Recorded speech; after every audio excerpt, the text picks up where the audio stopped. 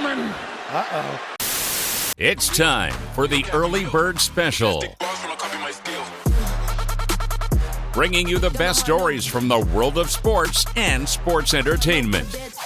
Now, here are your hosts, Sparky and Burdick. And welcome back to the Early Bird Special. I am Chris Burdick. Sparky back with me after being sick. Unfortunately, been knocked out with the flu. Glad to see you back, my friend. Between the flu and the jail time that KG, knocked me out of, we're back.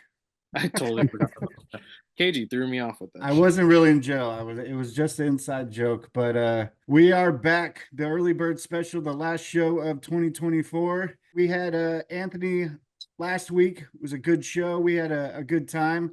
I know, Burdick, you got to check out a comedy show in the last week or so. It was the Dante show. It was fantastic, which actually the host is the guy who's with us today. Without further ado, Tyson Hayes. Welcome, my friend. Thank you so much. Yeah, absolutely. Happy to be here. Thanks for having me. Talk about the Dante show a little bit. This man was the man who actually started it all, got everybody warmed up. It was fantastic. I would qualify a lot as just relatable stepdad humor. You got me a little bit with your jokes about your stepson and stuff like that. And going into this a little bit, we're talking about your background and all of this. You've only been in comedy for 2.5 years. Doesn't show whatsoever, by the way. You're very natural on the mic. But appreciate that. Not a problem. Now, your comedy, much like a lot of other great comedians, is very relatable stories within your own life. So how do you go about picking the stories that you're going to go with here? And how did you pick the story of, you're having to go pick up your stepson from sports school and having to deal with all the really knuckleheaded parents? Yeah. So it's not really something that I seek out. Like, what should I do to have a joke? It's just I live my life, and then there's there's moments all the time where you're like, hey, this is actually kind of funny. It could be something that's frustrating, or it could be a difficult time that you went through, but there's always something to look at that you can laugh at. And stand-up comedy gives you the opportunity, it gives you this vehicle to be able to tell other stories to strangers. And most of the time you got to try to find something that can relate. Like you said, it was relatable, so you found it funny. And things like blended families they're everywhere. So I think it's easy to reach that audience. So like Chris said, you've been in comedy for a little over 2 years. How did your first set go?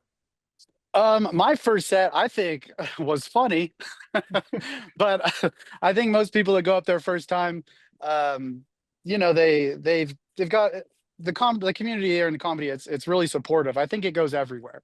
Whenever someone goes up for their first time, it's typically known. The host might even say something, or because the person that wants to go try stand up, hey, this is my first time, and that's a really special experience for that person to have, and for us, the guys that spend most of our time at the comedy club, to see someone new go try it out.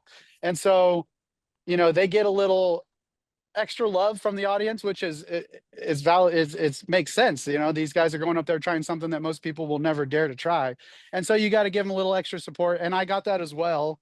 But when you go you learn a lot, I should say, if you go spend a lot of time at a comedy club going up and trying different things out. And so I thought it was funny. I invited some family members out, and I just kind of talked trash to them about my sister was there. I'm the most lovable son. She couldn't. I said some pretty harsh things to my sister. Nice. Well, I just piggybacked that because, last week we talked to Anthony, who does the pregame open mic shows every Thursday. And he kind of, broke down, how, just growing as a comedian, you got a bomb here and there. And he said he shared a story with a young lady that, killed it the first 2 or 3 times, and then bombed the 3rd or 4th time, and just like looked at him like, what am I doing wrong? Was it the crowd? Was it me?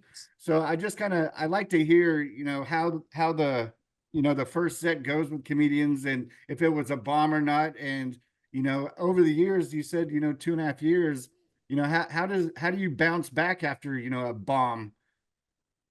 That's difficult. I would assume everybody kind of handles it in different ways. Me personally, I don't take it too serious. Sometimes you go up and you think, because every time you try something on stage, it's funny to you at one point, and then when you go on stage to tell this room of strangers how funny this situation was, and it doesn't work out, you kind of feel maybe like you're not funny, and then you kind of have to live with that until the next time you get up there and make people laugh. And so it could be crushing. The experience that you just shared that the gal had, she went up and did really well a couple times and then didn't do well another time. That's something that I've done many a time. So it kind of hits at your confidence a little bit, but you got to shake it off and just go out there and get another group of people to stand in front of and try again. Now, piggybacking off of that, you're hosting now, obviously, a lot of these shows, and I have to say that you really don't have the luxury of bombing sometimes. So, do you go up with multiple sets in mind, or potentially is having nothing planned to actually work out better for you? No, you got to have something planned. You gotta have the material that you've done that doesn't fail you, and then some things that maybe you have a lot of faith in, you kind of sprinkle in there, and it may or may not work. Some of the stuff that works regularly may not work a different night.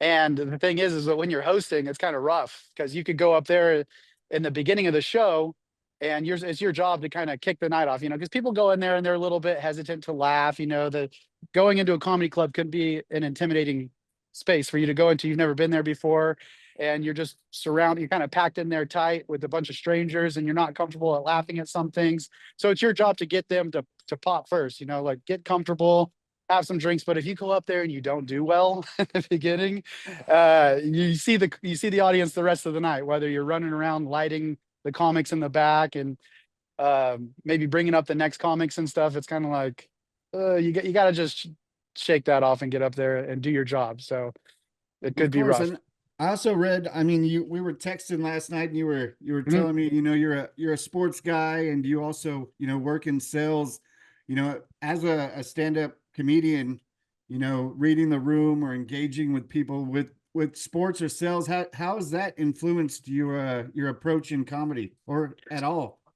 I think it has. There are some things that kind of correlate there. In sales, you gotta get to the right people, and you got to get through the gatekeeper, if you will. And so you kind of got to get them on your side, whether you strike up a conversation from a picture you see on their desk of their grandkids or something.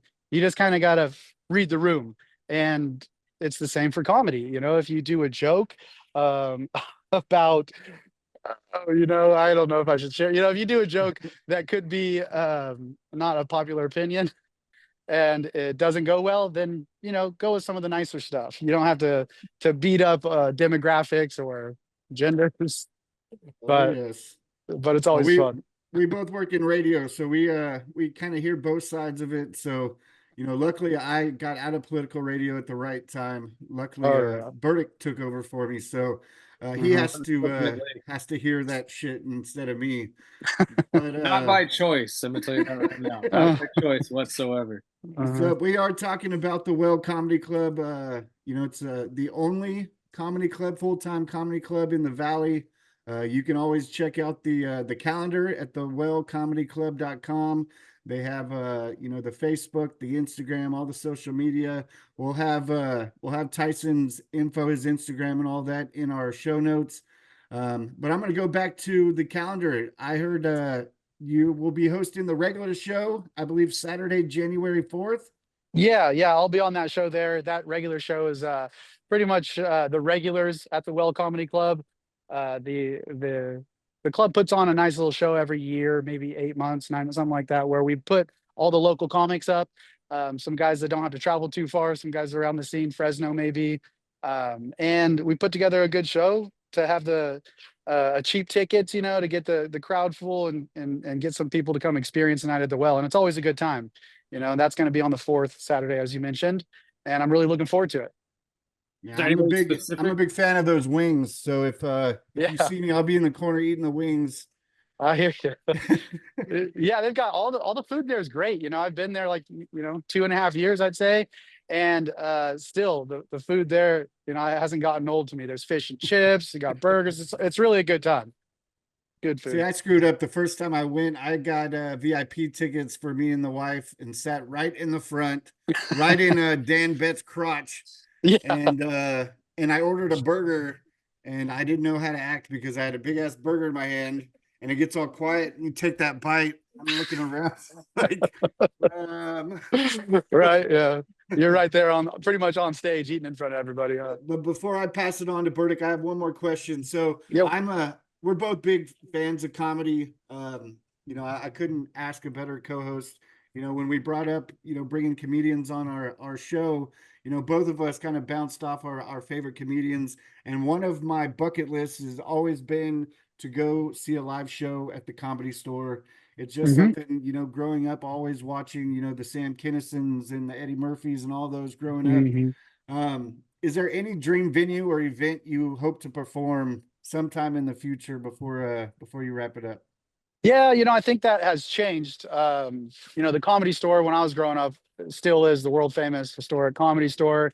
Every time you go there, if you go to the bathroom and go to the back halls, you might brush shoulders with some of the greats, you know, Chappelle or Bill Burr, or just some of the most amazing comics that are alive today are just floating around that space in there. So that's that I'd like to go to the main room there.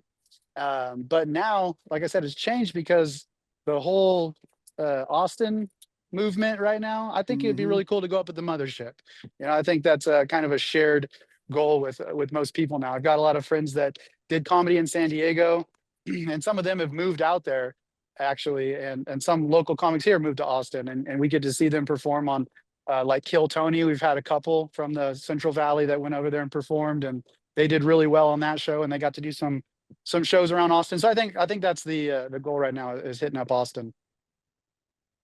Now I got to piggyback, or I'm sorry, go back to the regular show a little bit here. I know you mentioned it's going to be a lot of local people. Can we name drop some people that might be on the list already? You know, between this weekend, that weekend's going to be a mixture. We got the Friday night show. It's called $5 Funnies. We've got great comics on there. Some comics that spent years in New York doing comedy, and some guys that are, like I said, the locals around here. So split between those two shows, you're going to get to see the best Bakersfield has to offer. I don't have the exact names on each show, but I'm telling you, it's going to be a good time. Well worth the price. And then the only last question I got for you, full disclosure, it is New Year's Eve. So if anybody's got need for New Year's plans, what's the Well doing tonight? Well, we have a special show tonight as well as the New Year's Eve show where we have a great show about 8 o'clock. Then we have a couple cocktail hour, you know, a 2-hour time frame before the New Year's, and we ring in the New Year's together tonight at the Well Comedy Club. You guys can come down, and the ticket will get you into the show and the after party. Beautiful. We appreciate the time, Tyson, and you know, we'll keep in touch. We'll get you back on when we get closer to some more shows. Read those show notes for the show tonight, the Friday show, and the regulars on Saturday. And one last time, you're a sports guy. Who do you think is the Super Bowl preview? I mean, it's going to be Chargers all day, you know, and that's going to be tough because our division's tough. You know, we got the Chiefs, obviously, and then you got the Broncos coming out of nowhere. But I'm over here hoping they lose this weekend so my Dolphins could slide in. But you know, we'll see about that. Dolphins. Wait, what? Where are you from? Where are you from originally? I'm from here. And Dolphins. Was it your dad's team? It was my dad's team. Dude. I've got a theory about Dolphins fans and you know, Patriots fans now. You know what I mean? There's a time frame, but that's cool that you hold it down because there's tough years there for you, the Dolphins. Yes, every year has been a tough year. Last year we were in the Super Bowl was the year I was born, but I grew up watching, you know, Marino and Duper and Clayton, and I kept with my team, and it's that's why I have no hair. So I'm hoping Denver loses to the backups in Kansas City, but who knows these days. Yeah. But we appreciate your time, brother, and we'll talk to you very soon. Thanks, Tyson. Great. Thanks for having me, guys. Happy New Year.